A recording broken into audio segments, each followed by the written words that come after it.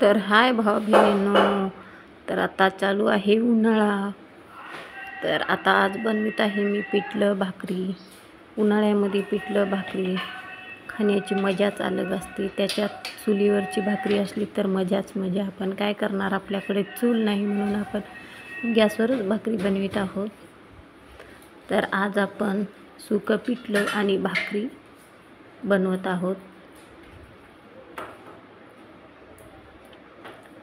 तर जास्त म्हणून उन्हाळ्यामध्ये पिठलं आणि भाकरी खूप आवडते. मस्त असा कांदा, एक पापड आणि पिठलं भाकर, छान असं जेवण भारी वाटते.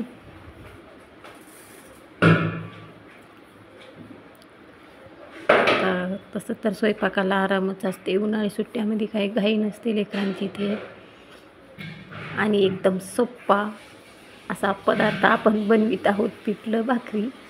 तर आता भाकर आपली टाकलेली आहे.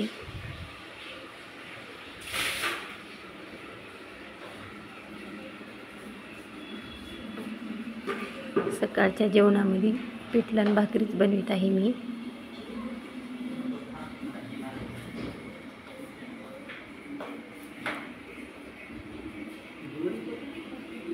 असं पण भाजीला आज काही तेवढं माळवं वगैरे नव्हतं आणि मला सुचलं पिठलं भाकरी.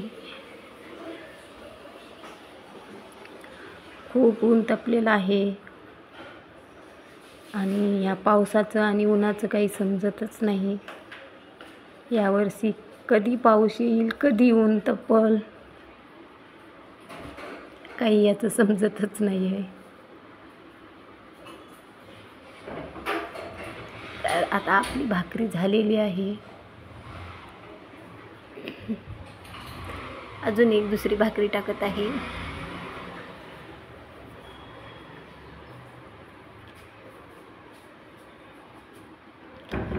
आपण बनवत आहोत पिठलं, सुकं पिठलं.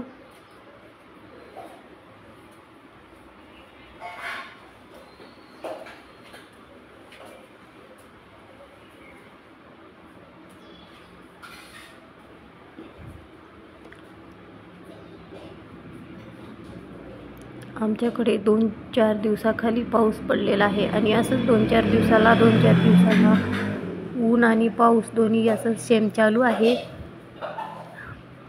तर याला कोणता ऋतू म्हणावं काही कळत नाही. आणि आता खूप ऊन तपलेलं आहे. मधी आभाळाचे ढग, ऊन, काय होते काही कळतच नाही. तर आता आपण बनवून पिठल्याला फोडणी देत आहोत.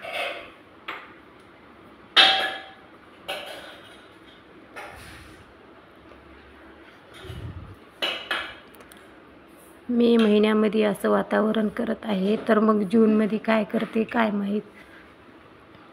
जूनमध्ये जर चांगला पाऊस झाला तर आपल्या शेतकऱ्यासाठी चांगला आहे.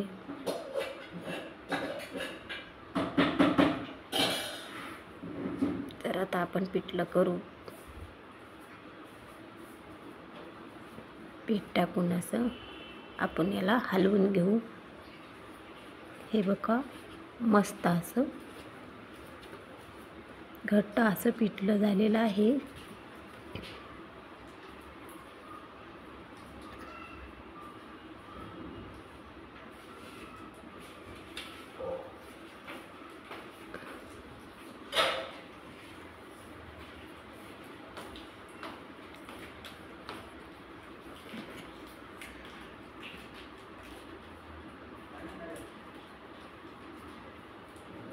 आता थोडंसं आपण याच्यावर ताट ठेवून थोडंसं वाफू देऊ.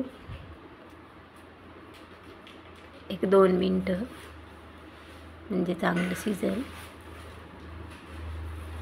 अजून थोडं परतून घेऊ याला. हे बघा, मस्त असं पिठलं झालेलं आहे. आता मस्त उडदाचं पापड आपण भाजून घेऊया गॅसवर.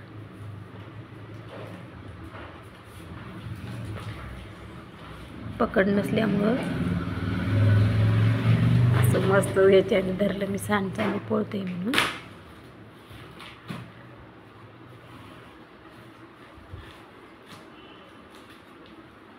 आता आपण हातानंच भाजून घेऊ. हातानंच पापड भाजून छान भाजणार.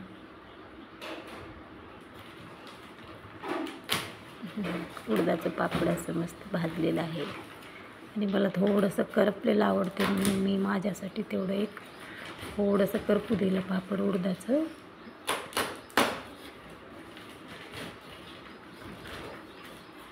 तर भाकर, पिठलं, कांदा आणि उडदाचं पापड.